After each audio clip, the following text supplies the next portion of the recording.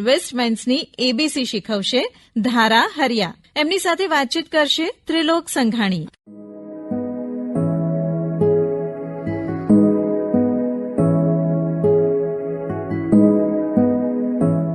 મિત્રો નમસ્કાર.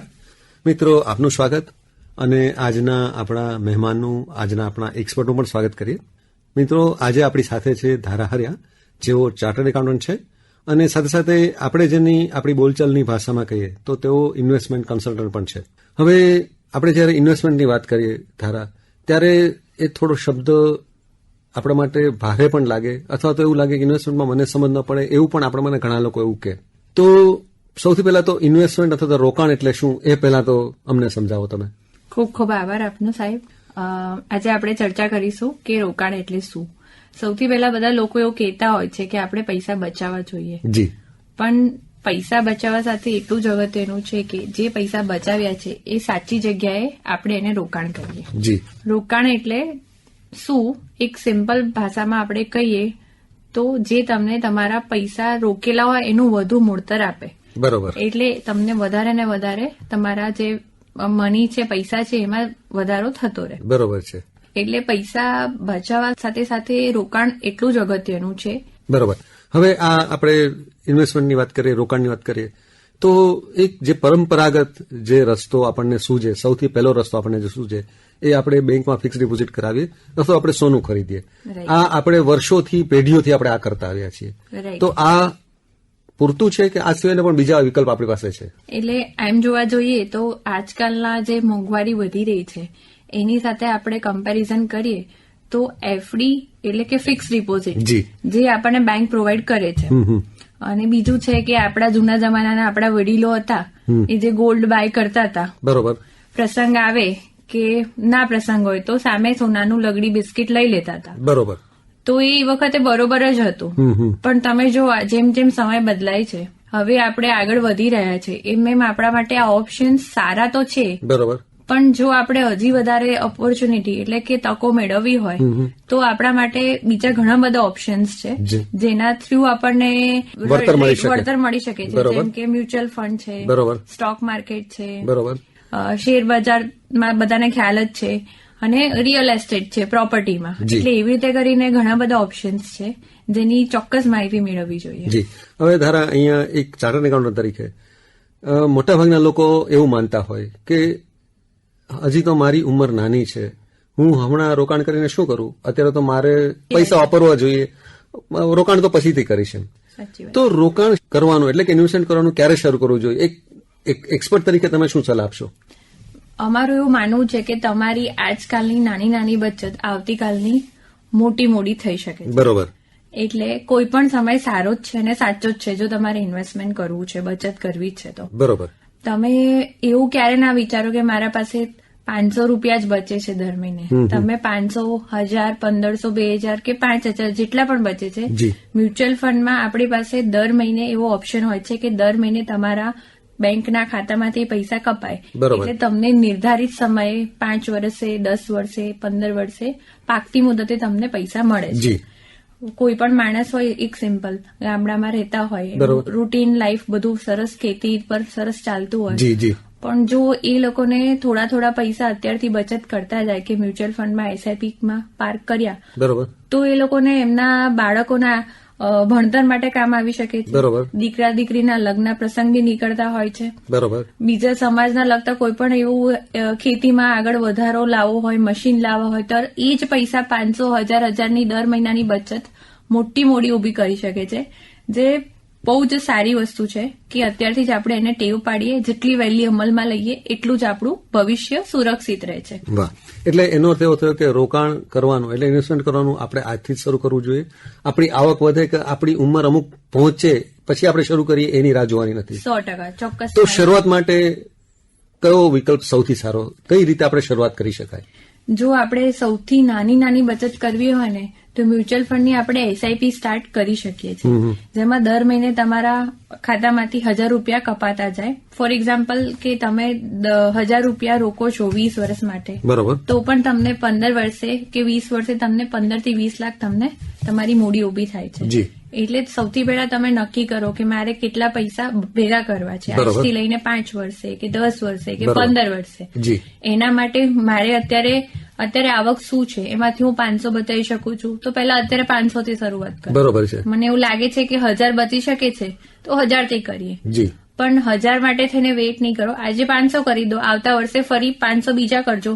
એમ કરીને થોડી આજકાલની નાની નાની બચત, જેમ કે ગૃહિણીઓ છે, ગામડામાં ખેતી કરતા હોય, દૂધ મંડળીઓમાંથી એમને આવક થતી હોય, તો એ લોકો માટે આ બધી વસ્તુ બહુ જ કામ આવી શકે છે કે એમને સોના ઘરેણા લેવા છે, છોકરાઓને આગળ ભણતરમાં હેલ્પ કરવી છે, કોવિડ જેવા ટાઈમમાં આપણને હેલ્પ થઈ શકે છે. પણ આજે આપણે બચત કરેલું હશે તો આ નાની નાની SIPs છે કે નાની નાની ગોલ્ડની વસ્તુ લીધેલી હશે એ આપણને કામ આવી શકે છે. બરોબર. હવે એક જે સૌથી મહત્વનો સવાલ, રોકાણ એ જોખમી છે, એટલે કે એમાં રિસ્ક ફેક્ટર્સ હોય છે ખરા? એમ કહું તો હા ને એમ કહું તો ના. બરોબર. હવે તમે પૂછશો હા કેમ કીધું ને ના પણ કેમ કીધું. બરોબર. જો તમે સમજીને કરો છો તો કોઈ જોખમ નથી. બરોબર છે. જો તમે સમજ્યા વગર કરો છો તો હા, ચોક્કસપણે. બરોબર. એટલે જો અગર તમે ફોર એક્ઝામ્પલ કે તમે શેર બજારમાં પૈસા ઇન્વેસ્ટ કરવા માંગો છો, બરોબર, તો એની અંદર તમારે લોંગ ટર્મ માટે, એટલે જે લાંબા ગાળામાં કરવું છે, 3 વર્ષ 5 વર્ષ 7 વર્ષ, તો તમને ચોક્કસ એમાં પૈસા મળી શકે છે. બરોબર છે. એના માટે તમારા પાસે થોડુંક રિસર્ચ હોવું જોઈએ, બરોબર, માર્કેટ નોલેજ હોવું જોઈએ. બરોબર. જેમ કે દૈનિક આપણે ન્યૂઝપેપર વાંચીએ, બરોબર છે, માર્કેટમાં રેડિયો પર આપણે સાંભળીએ કે ક્યાં શું ચાલી રહ્યું છે, દેશ વિદેશમાં શું થઈ રહ્યું છે, આપણા ગવર્મેન્ટ ઓફ ઇન્ડિયાના શું વિઝન છે કે આગળ દેશ કઈ તરફ લઈ રહ્યો છે, કઈ ઇન્ડસ્ટ્રી આગળ વધી રહી છે, એ પ્રમાણે તમારા પાસે ચોક્કસ દિશા હોય અને નોલેજ હોય તો રિટર્ન મેળવવું શેર બજારમાં પણ પોસિબલ છે. બરોબર છે. પણ બધી વસ્તુનો થોડું કરીને આપણે કિક સ્ટાર્ટ કરી શકીએ. બરોબર છે. અને જો ક્યાંક લાગે છે કરવું છે પણ અટકીએ છે તો એના વિશેષ નિષ્ણાંત હોય, જેમ ડોક્ટર હોય એમ આના ફાઇનાન્સના બી કન્સલ્ટન્ટ હોય. બરોબર છે. એની તમે મદદ લઈ શકો છો કે ક્યાં રોકાણ કરવું જોઈએ, બરોબર છે, મારી બચત આવે છે તો મારે શું કરવું જોઈએ, મારું આગળ ભવિષ્યનું કેવી રીતે પ્લાન કરવું જોઈએ. તો બધી વસ્તુ શક્ય છે, પણ જાતે સમજણ ના પડે તો જોખમ નહીં લેવાનું. એટલે જેમ આપણને મેથ્સ ના આવડતું હોય તો આપણે મેથ્સના શિક્ષક પાસે જઈએ, બરોબર ને, એમ અહીંયા પણ આપણને સમજ ન પડતી હોય તો આપણે એના એક્સપર્ટ પાસે જઈએ, ઇન્વેસ્ટમેન્ટ કન્સલ્ટન્ટ પાસે જઈએ અને એની પાસેથી સલાહ લઈને આપણે રોકાણ કરીએ 100%. તો આપણે રિસ્ક આપણું ઓછું થઈ જાય આપણે કહી શકીએ, અથવા તો રિસ્ક ન રહે. હવે બીજું એક, તમે મ્યુચ્યુઅલ ફંડની વાત કરી, તો મ્યુચ્યુઅલ ફંડ સુરક્ષિત છે? મ્યુચ્યુઅલ ફંડ એક એવી વસ્તુ છે, બધા જ પૈસા છે ને માર્કેટમાં જ જાય છે, એટલે કે શેર બજારમાં જ જાય છે. બરોબર. પણ મ્યુચ્યુઅલ ફંડમાં SIP એક એવી વસ્તુ છે ને કે આજે આપણે ઇન્વેસ્ટ કર્યા કે 1000 રૂપિયા પૈસા કપાયા, તો એ 1000 રૂપિયાનું ફંડ ત્યાંના અનુભવી ફંડ મેનેજરો જે બેઠેલા છે, પોતાના અનુભવ પ્રમાણે આજે 3 સ્ટોક્સ લેશે. પછી આવતા 8 મહિને તમે ફરી 1000 રૂપિયા નાખશો ત્યારે ફરી એ નવા ઓપોર્ચ્યુનિટી પ્રમાણે એ ફરી તમારા 1000 નાખશે. એટલે ઉપર નીચે તો થતું રહેશે તો જ આપણને વળતર મળશે. So mutual fund it is a safe as compare to આપણે જે નોર્મલ શેર બજાર હોય છે એના કરતા તો ઇટ ઇઝ એટલું જોખમી નથી. એટલે પ્રમાણમાં સારો વિકલ્પ છે આપણે કહી શકીએ, બરોબર ને? કહી શકાય છે. તો શેર બજારમાં પણ રોકાણ સલામત ખરું કે નહીં? એક ઇન્વેસ્ટમેન્ટ કન્સલ્ટન્ટ તરીકે આપ શું સલાહ આપશો? જેમ મેં તમને કહ્યું ને કે જો તમારા પાસે નોલેજ છે, બરોબર, અનુભવ છે, બરોબર, આખું રિસર્ચ છે, તમારો એટલો અભ્યાસ છે, તો ચોક્કસપણે તમે વધી શકો છો અગર તમે જાતે કરવા માંગતા હો. બરોબર. અને જો તમે કન્સલ્ટન્ટ થ્રુ કરો છો કોઈના, તો ચોક્કસપણે તમને લાંબી દીર્ઘ દ્રષ્ટિએ જોશો ને તો ઘણું સારું રિટર્ન મળી શકે છે. બરોબર. હવે બીજું એક મહત્વની વાત, આપણે ટેક્સ પ્લાનિંગ ઉપર પણ આપણે ભાર દેતા હોઈએ છીએ, કારણ કે આપણે હંમેશા એવું છે કે આપણે આપણો ટેક્સનું એવું પ્લાનિંગ કરીએ કે આપણે પ્રમાણમાં ઓછો ટેક્સ ભરવો પડે અને આપણને મહત્તમ ફાયદો મળે. તો ટેક્સ પ્લાનિંગ કરવા માટે પણ આપણે ઘણું ઇન્વેસ્ટમેન્ટ કરતા હોય છે, રોકાણ કરતા હોય, તો એના કયા વિકલ્પો છે આપણી પાસે? એટલે બસ આ તમારી વાત બહુ જ યોગ્ય અને સાચી છે. જયારે ઇન્કમ ટેક્સ રિટર્ન ભરતા હોય છે ત્યારે CA પાસે કે મારા પૈસા બચાવો, બરોબર, પણ આપણે જો આખા વર્ષ દરમિયાન જ પ્લાનિંગ કરીએ, ફોર એન એક્ઝામ્પલ કે મારે ઇક્વિટી લિંક સેવિંગ સ્કીમમાં હું પ્લાન કરી દઉં તો મારા 1,50,000 એટલે કે 1.5 લાખ સુધી રૂપિયાનું આપણને વળતર બાદ મળે છે ટેક્સમાં, તો આપણને એ બેનિફિટ ચોક્કસ થઈ શકે છે. બરોબર. પછી એના સિવાય નેશનલ પેન્શન સ્કીમ છે જેનો આપણે લાભ લઈએ છીએ, તો આપણને ફરીથી એટીડી જે કલમ છે એની અંદર આપણને ફરી બાદ મળી શકે છે વસ્તુ. પછી પબ્લિક પ્રોવિડન્ટ ફંડ છે જે જોબમાં આપણને પ્રોવિડન્ટ ફંડ પ્રોવાઈડ કરતા હોય છે કંપનીઓ, એને પણ રોકાણમાં આપણને ઇન્કમટેક્સ રિટર્ન ભરતી વખતે મજરે એટલું બાદ મળે છે. અને એફડી પણ આવે છે, ટેક્સ સેવિંગ એફડી કરીને પણ બેંકમાં અવેલેબલ હોય છે ઓપ્શન્સ. તો આપણે એનો પણ ફાયદો લઈ શકીએ છીએ. વર્ષનું મેક્સિમમ 1.5 લાખનું ગવર્મેન્ટ પરમિટ કરે છે જે આપણે બેનિફિટ લઈ શકીએ છીએ. એટલે તમે બહુ જ કેટલીક મહત્વની ટિપ્સ આપી. અંતમાં એક નાણાકીય એક્સપર્ટ તરીકે, ફાઇનાન્શિયલ એક્સપર્ટ તરીકે તમે શ્રોતા મિત્રો, અમારા શ્રોતા મિત્રોમાં ભાઈઓ પણ છે, બહેનો પણ છે, અલગ અલગ વય જૂથના છે, તો એમને તમે ઇન્વેસ્ટમેન્ટ માટે શું ટિપ્સ આપશો?